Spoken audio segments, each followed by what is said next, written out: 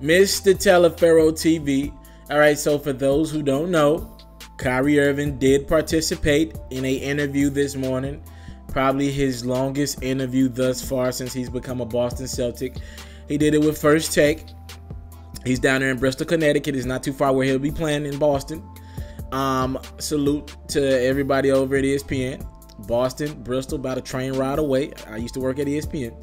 I always got to plug that in because I think it's that cool. Anyways, my takeaways from the interview.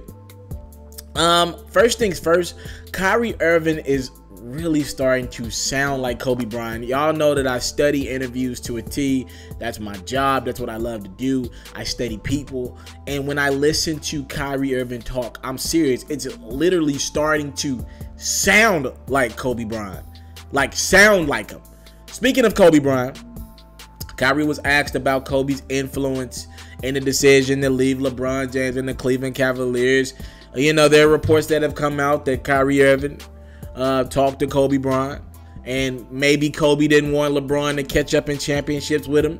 Kobe has 5, LeBron has 3 currently, so he wanted to get the best tool that LeBron James had at his disposal in a Kyrie Irving away from him and make Boston a competitor in the East. Kyrie refuted those reports. He said, look, that's kind of disrespectful to me to think that I would have a retired basketball player have that much impact on my life where he would tell me what to do. I get that point of it, and I don't want to take anything away from Kyrie Irving in that regard. But he did say he did talk to Kobe after he had made the decision that he wanted to leave Cleveland, to talk to Kobe about the actual basketball essence of playing with a team like Boston and Gordon Hayward and Al Horford and company. So he did talk to Kobe. So there was some truth. He did talk to Kobe Bryant about his decision to leave the Cleveland Cavaliers. And I thought overall, Kyrie Irving was very honest in the questions that he did answer. He did dodge a lot of questions. Max made it a thing for him to try to get to the bottom of it. By the way, you could tell Kyrie didn't really care for Max Kellerman because of the history. I think Max has called Kyrie a one-dimensional player a lot on First Take, and you could tell Kyrie didn't really care for Max, and it was kind of that whole, the same thing Richard Sherman said to Skip Bayless on First Take before, like, what have you done? You're not in any position to judge me as a basketball player. Who are you? Right? I thought Kyrie did dodge the questions about LeBron James. What we wanted to hear as a person who watches the game of basketball, fan of the game of basketball, what we wanted to hear was Kyrie Irving flat foot say, here's why I didn't like LeBron James. There is something personal to this.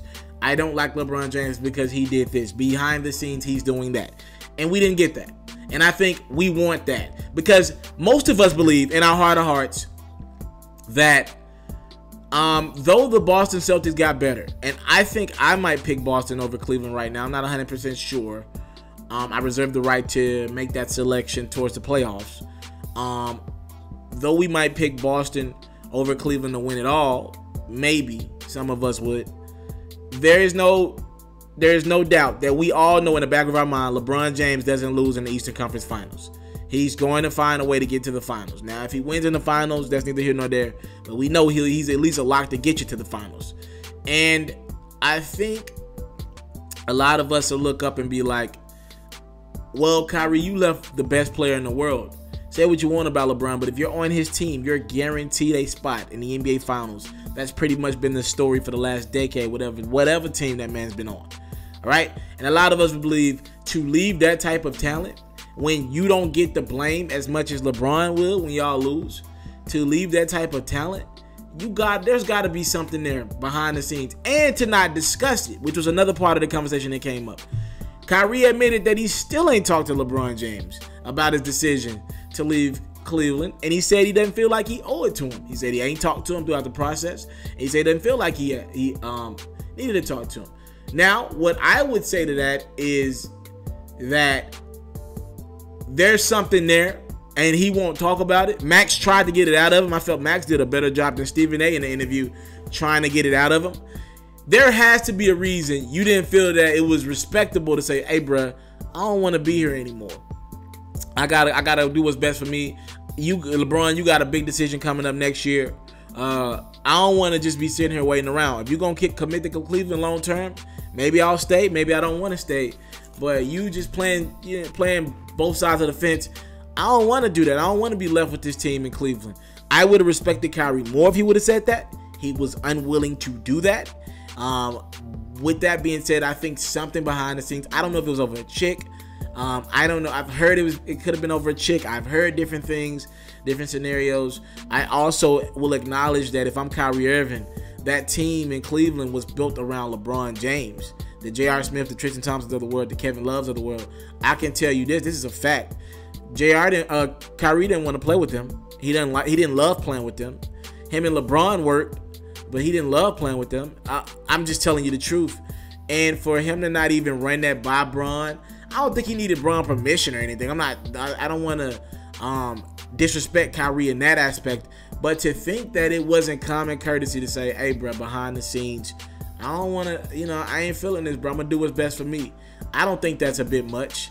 Now, to play devil's advocate, LeBron ain't telling them when he going to leave Cleveland. We just expect LeBron to make that decision on his own next year. And when the first time he left Cleveland, I'm pretty sure Kyrie has talked to people. And when LeBron left Miami, Dwayne Wade found out the night before on a plane. All right. To be fair, LeBron ain't never tell nobody what he wanted to do either ahead of time. We found that out on national television. Maybe D Wade and Bosh knew when he was coming to Miami, but they ain't know until the night of that he was leaving to go to Cleveland. So I get that aspect of it, and I'm not mad at Kyrie for doing what's best for him. I think sometimes as fans, we want everything to be about LeBron and Steph and KD, the whole league. So it should center around them, especially LeBron. Like, is it best for LeBron to get to the finals? Because we want to see LeBron in the finals. We want the best product with the best player, the most exciting storylines. I think we forget other guys feel as if though they matter just as much as he does, and their careers are their careers. That's their life. They don't want to center their whole life around one man. And I thought that was interesting that Kyrie acknowledged that he ain't talked to LeBron before, he ain't talked to LeBron after, and he didn't feel like he needed to talk to LeBron at no point in this process. That was very interesting to me. I see a guy who's very happy for a new beginning, and I'm never going to be upset at somebody for wanting to have a new beginning. I will say this, I disagree with the decision. I'll stand by that. I get the decision, I just disagree with it. I think Kyrie, if he wanted to, could have waited till next summer and still demanded a trade, with or without knowing what LeBron James was going to do. I would have gave Cleveland one more shot. I would have made some moves. I would have put some pressure on Cleveland to go get another big name, trade Kevin Love, trade Tristan Thompson. I think Cleveland would have did that. If Kyrie would have told LeBron, look, this ain't going to work with you and Tristan. We got to make some moves. You and Kevin Love, Tristan Thompson, somebody got to go, bro. This ain't going to work out. I think the Cavs would have been willing to listen enough to trade one of these guys, go get a star at the deadline, go get a DeMarcus Cousins or something like that, acquire a pick or something like that, whatever you got to do to make him happy. I know it would have been tough, but I think the Cavs would have exhausted every measure to keep LeBron and Kyrie together if Kyrie wanted to stay there. Kyrie ain't want to play with LeBron. He won't say it. He didn't really care for LeBron. He didn't really care for LeBron. I was playing NBA 2K, salute to that NBA 2K18. And Kyrie's the feature on episode 1. And they were asking him to do a pickup game and pick the 5 guys he want to run a pickup with. He did not pick LeBron for a reason. He does not really care for LeBron. And another thing, Kyrie Irving alluded to the fact that LeBron, in that interview in First Take this morning, he alluded to the fact that LeBron leaked that story, or somebody from LeBron's camp leaked that story about him wanting to go to Cleveland. He was like, he had been handling it like a professional. He had told the Cavs early in the offseason that he didn't want to play with them anymore, and he handled it like a professional, but he felt betrayed when that story got out. He didn't say, was it the Cavs ownership or was it LeBron James and his camp once LeBron found out, but he clearly believes it. And I'm not mad at him for believing that, but who cares? At the end of the day, Kyrie said he's happy. This is a very interesting interview that I will advise you guys watch. I'll try to find a link and post it somewhere in the comment section or in the description or something like that once I get it. Kyrie Irving, man, this is his biggest interview today. He said he's moving on with his life. What are your expectations for Kyrie Irving and the Boston Celtics going into next season? Talk to me, comment box below. I'm actually going to check the Celtics play.